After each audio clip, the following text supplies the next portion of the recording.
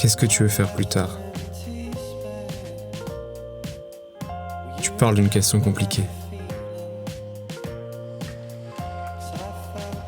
Qu'est-ce que ça signifie vraiment d'abord?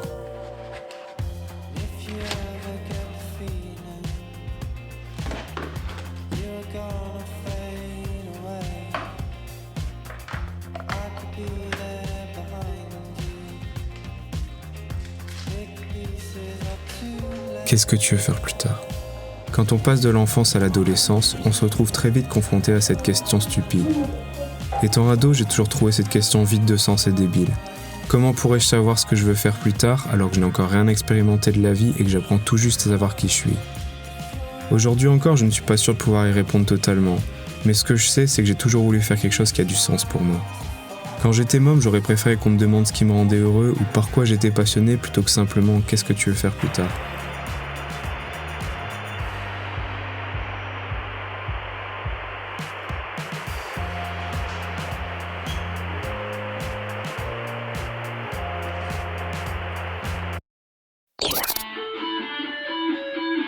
À l'époque, j'aimais bien les jeux vidéo et la musique. Mais même si aujourd'hui je ne suis pas pro-gamer ou rockstar, je pense qu'être poussé à expérimenter ses passions, c'est ce qui permet de se construire. Vers l'âge de 11-12 ans, je suis rentré dans cette phase d'expérimentation qu'on a tous à l'adolescence. Tu sais, cette phase qui te fait jouer avec les interdits où t'as envie d'envoyer chier toute forme d'autorité. Look metal, bracelet à pic, fan de Slipknot et de Marilyn Manson, je fumais des clopes et des joints. Je me suis mis à fumer très tôt, trop tôt. J'avais envie que ma vie s'apparente à celle d'une rockstar, et fumer, je trouvais ça rock. Ça me donnait l'image de moi que j'étais un mec cool et confiant, mais je pense que c'était surtout pour exister à travers quelque chose. J'avais besoin de me créer une identité. Je me suis retrouvé bloqué pendant 10 ans, m'en fumer l'esprit, déjà embrouillé à la base, à ne pas savoir ce que je voulais faire de ma vie. Je me suis un peu laissé traîner à travers les années collège et lycée. J'étais ce mec dans la lune qui rêve d'un jour pouvoir s'épanouir quelque part, mais qui ne sait pas trop où il va.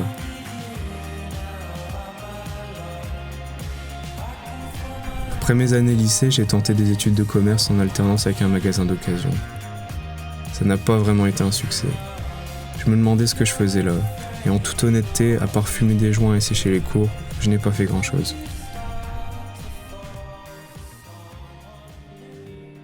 J'ai fini par abandonner au bout de 6 mois, et à force de trop fumer, j'ai développé une forme d'anxiété aiguë. Mon corps commençait à me faire comprendre qu'il était temps d'arrêter, que je me foute de sa gueule. Je l'ai pas écouté et ça a empiré. J'ai fini par faire des crises de panique violentes, spasmes, hyperventilation et surtout une sensation de mort imminente plusieurs fois par jour et par nuit.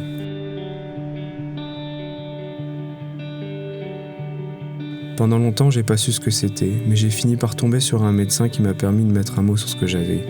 Spasmophilie. Mon anxiété s'était matérialisée en symptômes physiques.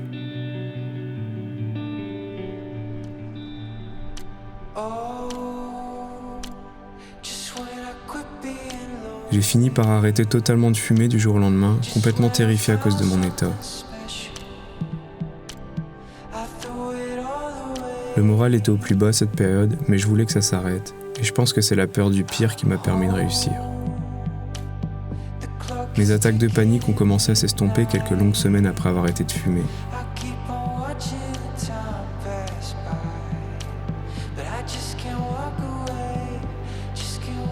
J'étais toujours anxieux et j'avais envie de retrouver quelque chose qui me permette d'avancer et d'oublier mes démons. J'ai enchaîné avec d'autres jobs que je n'aimais pas forcément et qui m'ennuyaient. Je passais mon temps à me demander « c'est quoi le but de tout ça ?» Un jour j'en ai eu marre d'être déprimé, marre d'être spectateur de ma propre existence, marre de ne pas pouvoir exprimer mon potentiel, marre de ne pas savoir ce que je fous sur cette terre, ni qui je suis vraiment au fond.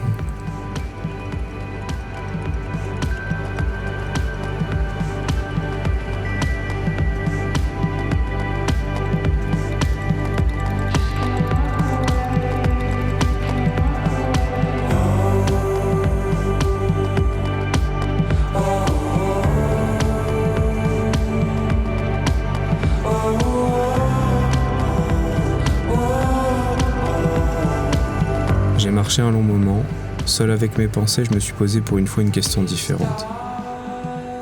Si je me réveillais demain et que j'avais tout l'argent qu'il me fallait pour vivre sans pression, sans stress, qu'est-ce que je ferais ? Si je pouvais faire absolument ce que je souhaite sans me soucier de l'argent, du temps qui passe, des barrières mentales, de la santé, qu'est-ce que je ferais ? Cette question résonnait en boucle dans ma tête, mais impossible de trouver une réponse claire. Seul un petit mot m'est venu, voyage. J'ai toujours entendu autour de moi que le voyage ouvrait l'esprit et que c'était l'école de la vie, mais pourtant je n'avais jamais vraiment voyagé. J'ai fait germer petit à petit l'idée d'un long voyage pour partir en quête de moi-même. Je voulais partir très loin de chez moi pour découvrir autre chose que ce que j'avais toujours connu, trouver une réponse à mes questions et surtout ne plus me laisser submerger par mon anxiété.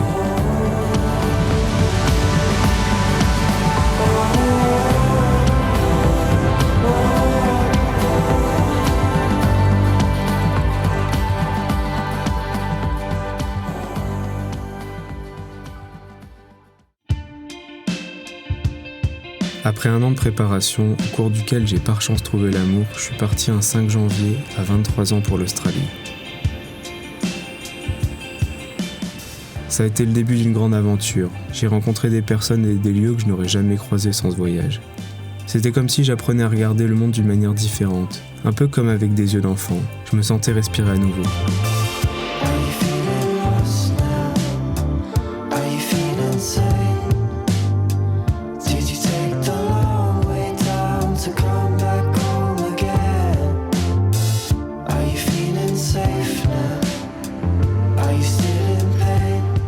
À l'époque, je suis parti avec une petite caméra avec laquelle je filmais le voyage pour garder des souvenirs et pour la famille.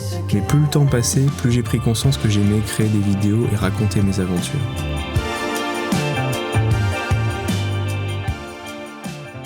Chaque nouvelle découverte, chaque nouvelle expérience en Australie, c'était l'occasion de raconter une nouvelle histoire.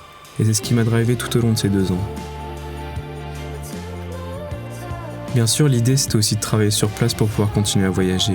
J'ai pu expérimenter beaucoup de métiers que je n'aurais jamais fait en France, comme cow-boy, emballeur de pois chiches, cuisinier, déchargeur de camions de blé, housekeeper, ramasseur de fruits et de légumes, et j'en passe. Bizarrement, même si je n'aimais pas plus que ça ce que je faisais, le fait d'être à l'autre bout du monde et de gagner ma vie, ça avait du sens. Contrairement à la France, je savais pourquoi j'étais ici.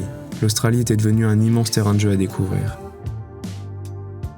Et à force de parcourir des kilomètres pour passer d'une expérience à une autre, j'ai appris à repérer ce que j'aimais et ce que j'aimais un peu moins.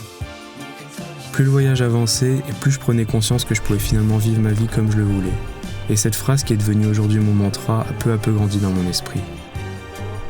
Va vers ce que t'aimes, même si ce n'est pas le chemin le plus facile, et surtout, fais de ton mieux. Sûrement que cette façon de penser ne fonctionne pas avec tout le monde, mais elle fonctionne aujourd'hui pour moi. En revenant de ce voyage, c'était comme si le temps s'était arrêté.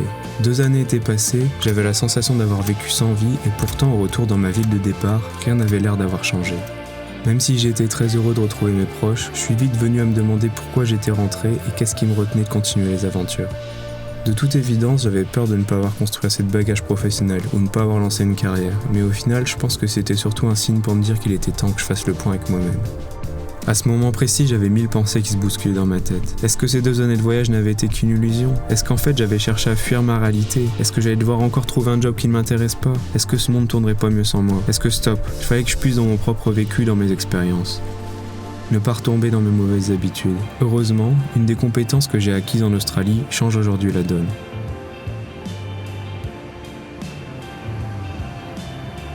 C'est celle de s'adapter rapidement et de composer avec mon environnement. Et là, il était temps de composer pour avancer.